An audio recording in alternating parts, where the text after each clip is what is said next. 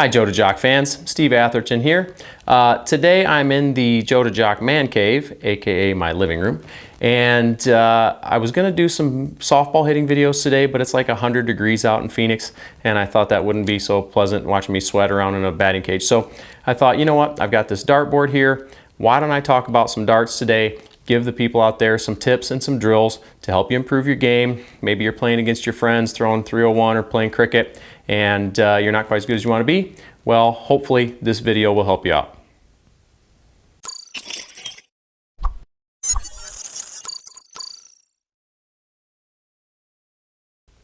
So before we even worry about throwing the darts, we have to determine what kind of dart is best for your game. You have to look at the weight and you have to look at the shape of the barrel and find something that fits your hand well and doesn't make you grip it too tight or doesn't feel like it's going to slip. So in this case, I've got 3 different kinds of darts here. The top one's got a little bit thinner barrel. The middle one's got a little bit rougher surface in the center, which should grip the fingers a little bit. And the bottom one is kind of like the upper dart in the back half and a little bit grippier in the front half. I prefer the one on the bottom, but you need to experiment with different types of darts and find what works best for your hand and what feels like you've got a nice, comfortable grip on it without having to grip tight. And something that feels like it won't slip when you go to throw the dart. The other thing you have to look at is the weighting of the dart. And we want a dart that flies and lands in the board just a little bit above horizontal. So you'll know right away if the thing's a little too heavy and you have trouble getting it up to the spots of the board that you're trying to hit. You want something that when you release your arm nice and comfortably lands on the board where you're picturing it landing. If it's coming up a little short, try a little bit lighter dart. You don't want them too light though. If they're really light, you'll feel like you're throwing nothing and you won't have a good heft or a good feel to how the dart's going to hit the board. It would sort of be like trying to shoot baskets with a playground ball versus a basketball. You need the weight of that ball in your hands to have a really good feel for the basket. All right, so now that you've selected your darts, you got to learn how to grip them so that you can make a really relaxed, comfortable throw to that board. So for me, I put the index finger and middle finger on the back side of the barrel and the thumb essentially in the center of those on the opposite side. That allows me to kind of rest it on my thumb and make a really nice relaxed toss to the board. Now you can fiddle with putting another finger on the tip of it actually and trying to throw that way. Some really good players throw that way. Maybe move the middle finger back and forth and find a spot where it feels very balanced. I just want it to come off your hand in a way that the dart rises a little bit in the middle of its flight and then lands in the board slightly with a very slight angle downward, not quite horizontal. So if we get a good relaxed grip on the dart, we should be able to release our hand nice and smooth and get a good consistent throw where they're always flying the same way. One of the key fundamentals in your throw is figuring out how your torso needs to be rotated with your shoulder structure. Some people, externally rotate, internally rotate differently. And so you have to play around with where you square your shoulders up or how you face the board that allows your arm to swing straight back at your eye and straight back out at the board, bending from the elbow only. We don't want to be moving or using the shoulder to throw the darts. We're getting square, we're getting stable, and we're going to bring that arm and elbow straight back at the eye and straight back out at the board. Okay, so play around with your shoulder alignment, and that also means then your foot alignment on the ground, and find a place where you feel very stable and very consistent with your placement of your shoulders, so that'll allow a nice bend at the elbow back and forth and a nice release straight at the target. Okay, so now we got to talk about our feet and how we place them and where we place them on the throwing line. A couple things. First of all, this tape I'm using here on my carpet is 96 inches back from the board, so it's 8 feet from the board to the throwing line. Generally speaking, you can step up to the front edge of the throwing line. Now, I determine where I'm going to place my foot from left to right based on what I'm throwing at on the board. So 16 is on the left half of the board. If I'm going to throw at 16, I scoot over to the left half of the line. I want to get my arm and my throwing fulcrum like straight in line with the 16. If I then have to go to a 15, which is on the other side of the board, I will shift my feet and move over in front of the 15. I also always turn my foot a little bit from square. If I'm very straight on with the board, I don't feel stable right to left. If I turn my foot too much, I don't feel stable in the ankle rolling out this way. So I turn my foot probably 20 or 30 degrees left of center. And then the other thing I do is I start on my back foot, I place my front foot where I want it. Now that means that I'm starting farther back from the board, and then as I move up into the board gets bigger and my vision gives me more confidence. So I start on the back foot, I look at what I want to throw at, and then I move up and get a good balance on that lead foot. The back toe just sits in the ground kind of like a training wheel on a bike. That's keeping me stable, but most of my weight and most of my support is on that lead foot. So start on the back foot, place your foot right to left in line with what you want to throw at or your target. Get a good balance there. Then good focus with your eyes on the board. Move up into that lead foot, find your target, and then get your chest and your chin up, especially if you're throwing up to the top half of the board. I want you to keep your chest up so that it's easier to launch the darts upward and you're not trying to push them upward from your shoulder. So lean in from here, eye on the prize, get stable. Fewer moving parts is good for darts. Get stable on the feet, get your eyes on the target, bring the dart back to your eye and give it a nice push toward that target with a good release of your hand right where you need that dart to go.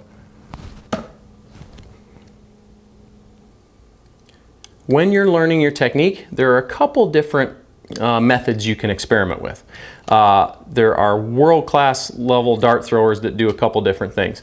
Some just go back to their eye and throw out like this, so it's a singular motion back forth, right like this. Some really good players, Gary Anderson is one of the best dart throwers in the world, has a small rehearsal almost. So he has a little like a pump. He goes back, sees it, then throws it, okay? So fiddle with that a little bit, see if one of those works better for you. I personally just go back and throw, that works better for me. I've tried it the other way and sometimes it works pretty well, but I'm not comfortable with it in a game yet. So I'm actually experimenting, trying the little pump drill to see if I can visualize the throw first and then pull back and go. So experiment with those, see what works best.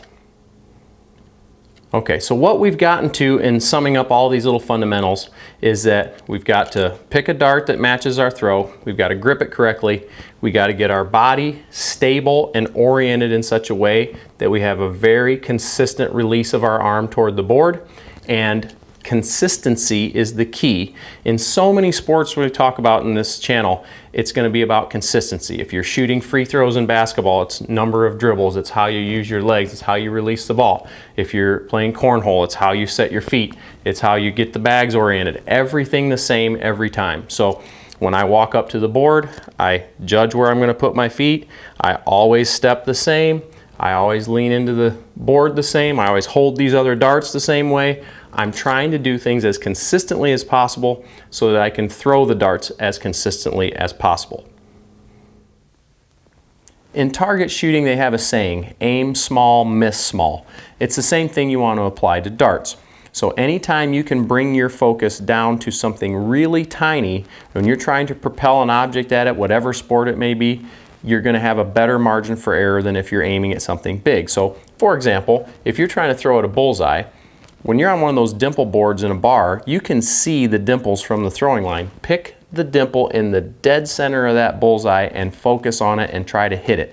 If you miss it, you're likely to be closer or maybe catch the edges of the bullseye than if you're just trying to throw into the middle of the board, for example, or if you're trying to hit a 19 or a specific number. Don't just aim at this wedge. Aim at something small like the dead center of the triple ring. That brings your focus down, it narrows your focus, and it gives you a better chance of hitting your target. Now that you know how to grip it, how to stand, how to throw it, now we got to work on our skill set and practice so that we get better at hitting all the targets on the board. So one of the first drills we're going to do is 1 through 20. I start at slice number 1 and I work my way all the way up to 20. I see how many darts it takes me to do that and I try to improve every time.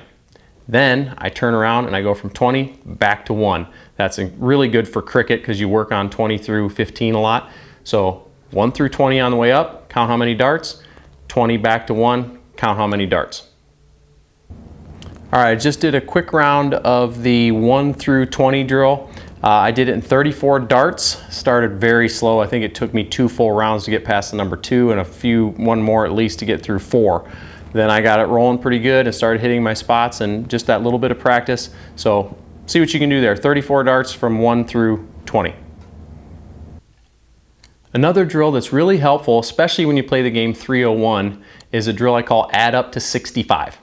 Now the reason I picked 65 is because even if you hit a triple 20 on your first throw, you still don't reach 65 points, you only get to 60.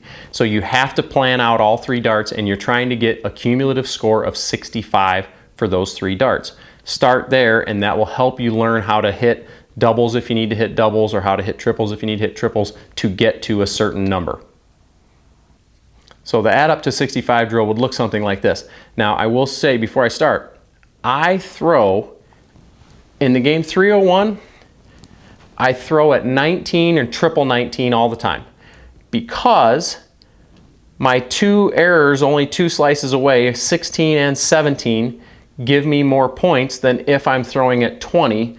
12, 18, 1, and 5 doesn't add up to as much as 16, 7, 9, 3, 17. So this little area right here, which is lower in the board, which means it's a little easier to hit the lower numbers anyway, creates more room for error in adding up to big points. So I throw at triple 19 a lot when I play 301 and try to add up points that way. So as we go through that drill, I'll throw my first one at triple 19. I'll get my feet set, lean in, chest up, missed wide left, hit the 16. So now I want to still go for big points somewhere in that 19 range. Okay, so now I have 35 points. I need another 30, so I'm going to throw for a double 15 to see if I can get to 65. Just missed, but that's working on my quick addition, getting my numbers right, and trying to hit small pieces of the pie to add up to 65 points. When you play 301 or 501 at one of the dimple, bar boards, sometimes you have the option to play double in, double out, or both. And what that means is, for double in, is that you have to hit a double ring to get started in the game, and you have to hit a double ring to end the game. So when that's the case, if you're playing that, it makes it a lot tougher. You can't just add up to 301 and win the game. You have to hit a double on the last dart. I try to get myself to a number. For example, if I can be throwing for a 12-point throw to end, or a 26-point throw, or a 20-point throw, so I can throw at 13, 6, and 10, this section on the right side of the board, to me, is the easiest double ring to hit, because my arm is throwing right down a line, and I think a vertical look at doubles is easier to hit than trying to hit a horizontal one on the bottom. If I hang on just a little too long, it's going to go low, or low and high is easy to miss. But if I throw a little high here or a little low, I can still hit this area.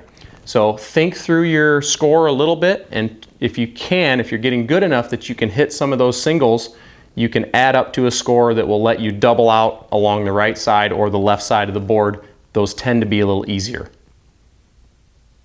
All right, so the other game that people play a lot is cricket. Now, there are generally 2 types of ways people play. They either play without points, which means just go from 20 down to 15 and hit 3 bullseyes. You get 3 of each, right? 3 20s, 3 19s, 3 18s, all the way down to 3 bullseyes.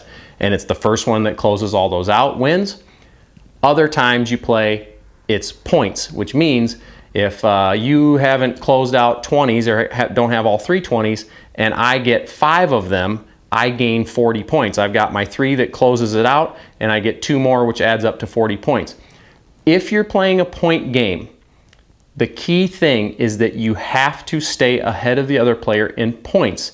That means that if somebody gets points on you on 20s, don't keep throwing at 20s trying to catch up to them and close out your 20s so they don't get more points. Go to another number and hammer that number until you are ahead in points. If you're playing catch up in points, you're going to lose a lot of games in cricket. So You have to get back ahead in points, whatever that means. If it means that they've already closed out 20s and 19s and 18s, then you got to go throw it 17s if they haven't closed those out until you get back ahead. Once you're ahead in points by a couple darts worth, then go back to closing out the other stuff that you haven't closed out yet. Now, one of the things that gives people a lot of anxiety in darts is hitting bullseyes. You're playing a game of cricket, you need to close it out by hitting a couple bulls, and all of a sudden that thing looks this big. So what you got to do is you got to practice hitting bullseyes. I like doing it on a bristle hair board like this because it's much smaller than those dimple boards. The bullseyes are a lot bigger. If you practice on a board like this, when you get to one of those dimple boards, the bullseye looks huge. The other thing I do is I play a 50 dart game and I say, out of 50 darts, how many bullseyes can I hit? And I just keep trying to improve that score every single time. Okay, so I just did a round of the how many bullseyes can I get out of 50 darts drill, and I hit 16 bullseyes. 2 of them were doubles, so 16 or 18 depending on how you're scoring your drill there, but that'll give you something to shoot for. I like to get 1 out of 3 in if I can, so I felt that was pretty good. But the more I keep working on it, I hope to get half at some point. I'd love to get 25 out of 50. So I hope a few of these tips have helped you have a little bit better understanding of how to stand, how to throw the darts, giving you a few drills to improve your throw and to start building your skill set a little bit. If you like the video, subscribe and like. I'm going to keep putting out more videos on all kinds of sports. And if you want some help with your game, email me, satherton@joetojock.com, and I hope you guys are having a lot of fun playing sports out there.